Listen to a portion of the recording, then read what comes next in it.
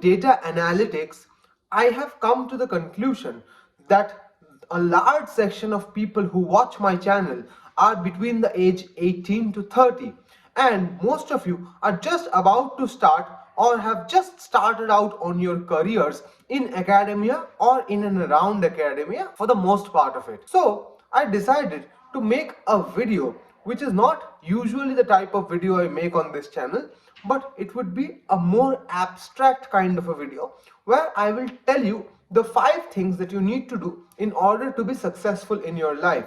So this video is titled The Key to Success, and without wasting any more time, let's get started. So the first thing that you need to do in order to be successful is to set proper goals. I know you have already heard this from many people, but setting your goals is not as easy as it sounds, because you have to set your goals according to certain parameters. Now, what are these parameters? The first of them is that you have to set your goals for various time periods. For example, your first goal should be a yearly goal. What would you want to achieve by the end of a particular year? Then your second goal should be a quarterly goal. That is to say, what would you like to achieve within the next quarter of the year?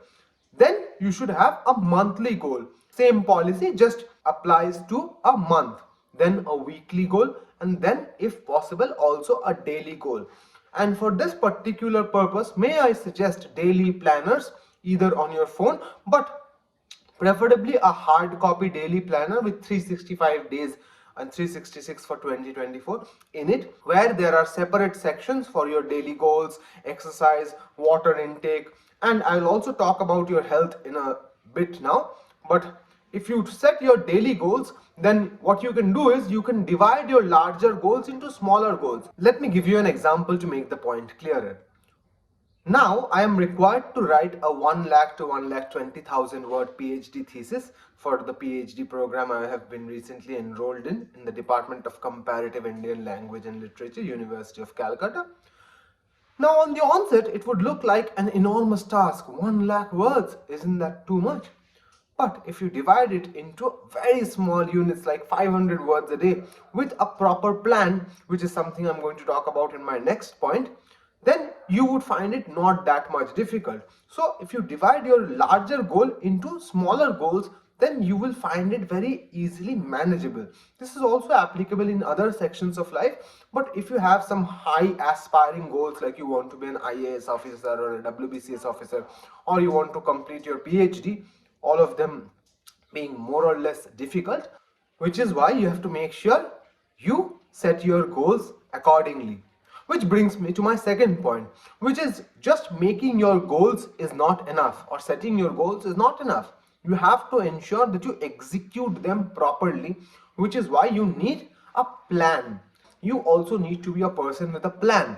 You have to ensure that just making your goals and writing them down on a notebook is not enough. You have to ensure you execute them properly. And in order to execute them properly, you need a proper plan.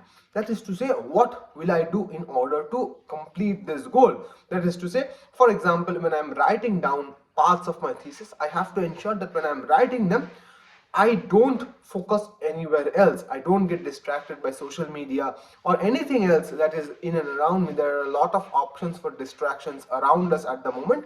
So you have to ensure that you don't get distracted at any point of time during your planning stage and also during your execution stage.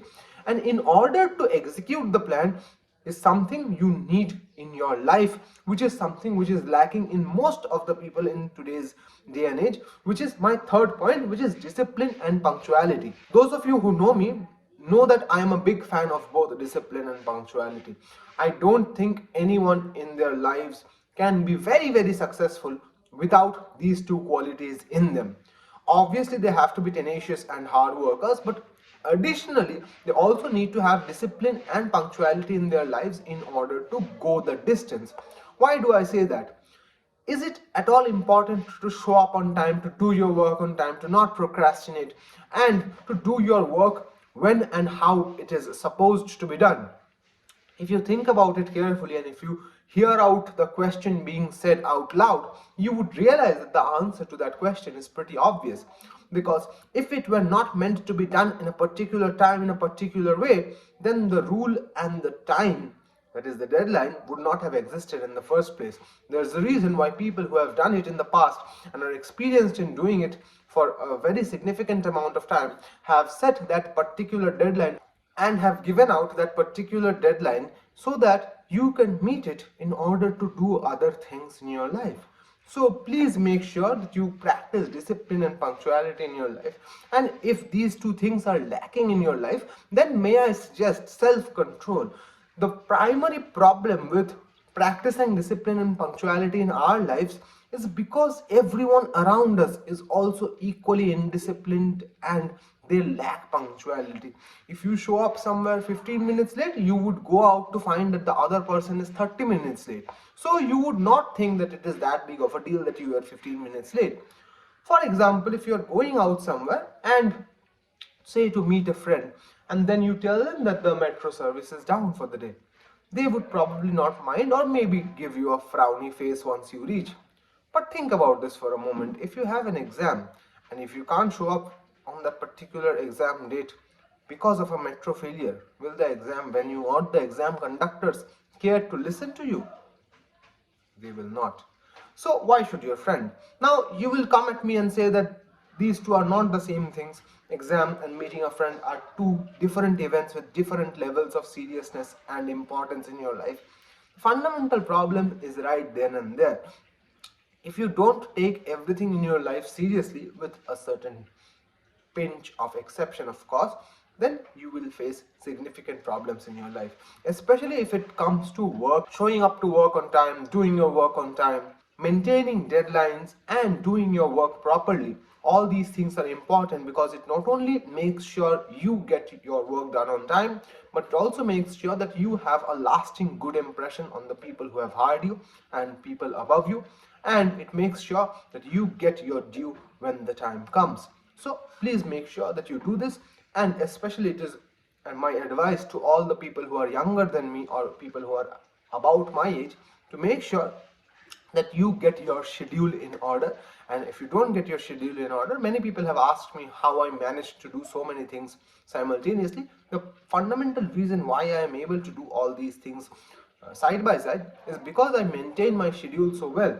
I make sure that I do what is primarily important. For example, YouTube or my website, these are my secondary sources of potential income. None of these platforms have given me income yet, but I plan on gaining some income from them. But these are my secondary sources of income. My primary source of income is my job, and then some of my income, only a small portion of it, comes from the courses that I teach.